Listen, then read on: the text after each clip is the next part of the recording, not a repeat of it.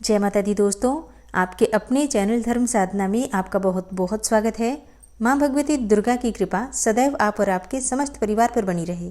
पूर्णिमा की तिथि समर्पित होती है भगवान श्री हरि विष्णु और माता लक्ष्मी को, यानी कि लक्ष्मी नारायण को। शास्त्रों में इस प्रकार का वर्णन आता है कि लक्ष्मी नारायण की आराधना जो भी भक्त पूर्णिमा तिथि पर करते हैं उन्हें समस्त प्रकार के कायिक, वाचिक और मानसिक पाप कर्मों से मुक्ति मिल जाती है। हर प्रकार की कामनाएं पूर्ण हो जाती हैं, क्योंकि पूर्णिमा तिथि का अर्थ होता है मन की समस्त कामनाओं को पूर्ण करने वाली तिथि।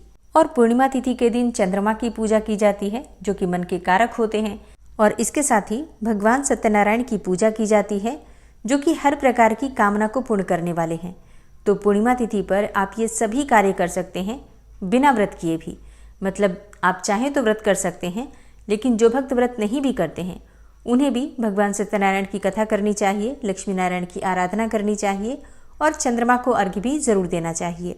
तो आज की वीडियो में आप जानेंगे कि मार्गशीर्ष मास की पूर्णिमा तिथि कब है, पूर्णिमा की तिथि कब प्रारंभ हो रही है, कब समाप्त हो रही है, और जो भक्त पूर्णिमा तिथि का व्रत धारण करते हैं उन्हें व्रत कब धारण करना है, पूर्णिमा तिथि के दिन चंद्रोदय का समय क्या होगा, और पूर्णिमा तिथि पर स्नान और दान का बहुत महत्व होता है। तो इस बार स्नान दान की पूर्णिमा कब है, और मार्गशीर्ष मास की पूर्णिमा पर अन्नपूर्णा जयंती मनाई जाती है, दत्तात्रेय जयंती मनाई जाती है। तो अन्नपूर्णा जयंती और दत्तात्रेय जयंती कब है, सारी जानकारी मार्गशीर्ष मास की पूर्णिमा से संबंधित आज की वीडियो में शेयर करने वाली हूँ। बहुत महत्वपूर्ण है आज की वीडियो, पूरा ज़रूर देख लीजिए। और अगर वीडियो अच्छी लगे तो इसे लाइक भी ज़रूर कीजिए, क्योंकि आपके लाइक्स, आपके कमेंट्स मेरे लिए बहुत महत्वपूर्ण होते हैं। यही एकमात्र जरिया है जिनसे मुझे पता चलता है कि आपको ये वीडियो अच्छी लगती हैं और आपके लिए ये वीडियो उपयोगी है। तो अगर वीडियो अच्छी लगे तो इसे लाइक तो ज़रूर ही किया कीजिए।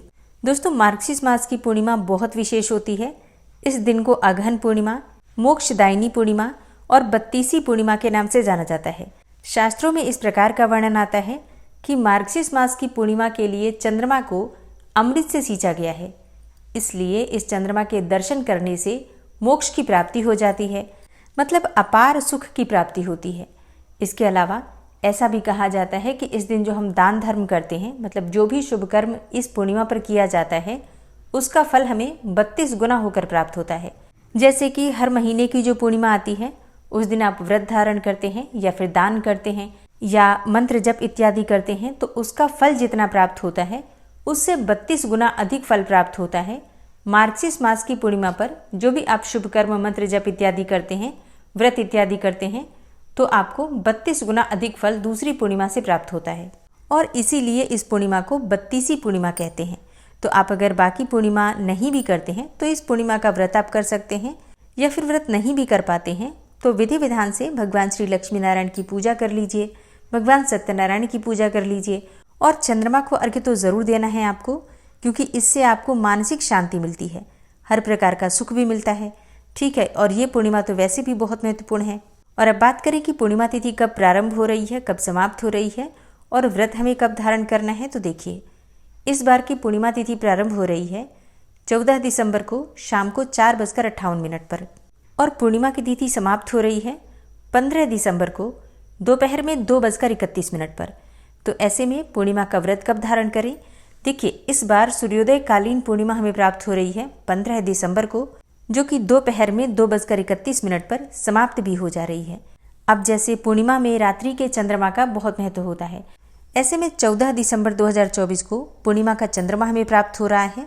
और बहुत से भक्त ऐसे भी हैं जो कि सूर्योदय कालीन तिथि के अनुसार पूर्णिमा का व्रत धारण करते हैं, तो 15 दिसंबर को भी पूर्णिमा का व्रत आप कर सकते हैं। मतलब मार्गशीर्ष मास की पूर्णिमा का व्रत 14 दिसंबर को भी आप कर सकते हैं, चाहे तो 15 दिसंबर को भी कर सकते हैं। 2 दिनों की पूर्णिमा इस बार मानी जाएगी। तो पूर्णिमा का व्रत आप अपनी इच्छा के अनुसार 14 दिसंबर या 15 दिसंबर किसी भी दिन कर सकते हैं। अब बात करें स्नान दान की पूर्णिमा, तो स्नान दान हमेशा सूर्योदय कालीन तिथि के अनुसार किया जाता है। ऐसे में 15 दिसंबर को स्नान दान की पूर्णिमा होगी।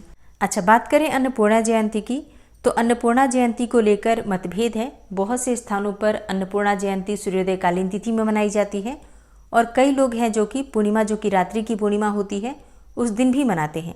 तो इसी प्रकार से अन्नपूर्णा जयंती भी 2 दिन मनाई जाएगी, मतलब 14 दिसंबर को भी बहुत से स्थानों पर, और कई स्थानों पर 15 दिसंबर को भी मनाई जाएगी। दत्तात्रेय जयंती 14 दिसंबर को मनाएंगे, 14 दिसंबर को सूर्योदय काल का समय आपको प्राप्त हो रहा है सुबह 7:04 पर और सूर्यास्त का समय होगा शाम को 5:39 पर।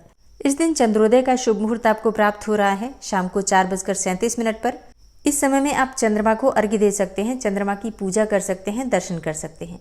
अब बात करें अभिजीत मुहूर्त के बारे में तो देखिए, अभिजीत मुहूर्त आपको प्राप्त हो रहा है दोपहर में 12 बजे से 12:42 तक। अभिजीत मुहूर्त में आप कोई भी शुभ कार्य कर सकते हैं।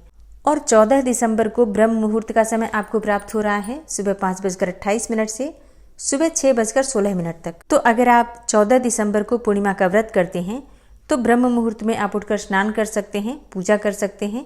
14 दिसंबर को बहुत सारे शुभ योग आपको प्राप्त हो रहे हैं, जैसे कि इस दिन अमृत सिद्धि योग आपको प्राप्त हो रहा है सुबह 7:04 से 15 दिसंबर को सुबह 3:54 तक। मतलब 14 दिसंबर को पूरे दिन और रात्रि अमृत सिद्धि योग रहेगा, सर्वार्थ सिद्धि योग रहेगा। तो इस समय में आप कोई भी शुभ कार्य करते हैं, मंत्र जप इत्यादि करते हैं, पूजा पाठ करते हैं या फिर दान करते हैं या अपने मन की कामना के लिए कोई छोटा सा भी उपाय करते हैं तो उसका फल आपको बहुत जल्दी प्राप्त होता है और बहुत अधिक प्राप्त होता है। अब एक ऐसा समय जिस समय में आपको कोई भी शुभ कार्य नहीं करना चाहिए वो होता है राहु काल का समय। सुबह 9:42 से सुबह 11:02 तक राहु काल रहेगा। इस समय में आपको ध्यान रखना है कोई भी शुभ कार्य प्रारंभ नहीं करना है, लेकिन अगर आपने पहले से प्रारंभ कर रखा है कोई भी कार्य तो कर सकते हैं, कोई दिक्कत नहीं है। पूर्णिमा के दिन प्रातःकाल जल्दी उठना चाहिए, उठकर नित्य कर्मों से निवृत्त हो जाइए, फिर स्नान कर लीजिए। पूर्णिमा के दिन पवित्र नदी में स्नान करना शुभ माना जाता है, लेकिन अगर आप ऐसा नहीं कर पाते हैं तो अपने घर में भी जल में, स्नान के जल में गंगा जल मिलाकर स्नान कर सकते हैं। फिर साफ स्वच्छ वस्त्र धारण करके भगवान सूर्यदेव की पूजा करनी चाहिए, भगवान सूर्यदेव को जल दीजिए। इसके बाद अपने घर के मंदिर में विधि विधान से जिस प्रकार से आप प्रतिदिन पूजा करते हैं उसी प्रकार से नित्य की पूजा संपन्न कर लीजिए। इसके बाद विशेष रूप से लक्ष्मी और नारायण की आराधना की जाती है। ऐसे में अगर आप व्रत धारण करते हैं तो व्रत का संकल्प ले लीजिए, नहीं तो पूजा करना चाहते हैं विशेष पूजा आराधना के लिए संकल्प लेकर पूजा करने से उस पूजा का कई गुना फल प्राप्त होता है। तो आप बिना व्रत के भी संकल्प लेकर पूजा कर सकते हैं। 14 दिसंबर को पूरे दिन सर्वार्थ सिद्धि योग है, तो आप पूरे दिन में कभी भी भगवान सत्यनारायण की पूजा कर सकते हैं। बस इतना ध्यान रखिए राहु काल में प्रारंभ मत कीजिएगा, ठीक है, क्योंकि भगवान सत्यनारायण की पूजा हमेशा शुभ मुहूर्त में प्रारंभ करना चाहिए।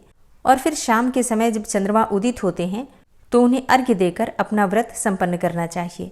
पूर्णिमा के दिन खीर अवश्य बननी चाहिए। आप चाहे तो खीर का दान भी कर सकते हैं या फिर खीर की सामग्री का दान करना श्रेष्ठ माना जाता है, जैसे कि चावल, दूध, चीनी और कुछ दक्षिणा स्वरूप में पैसे।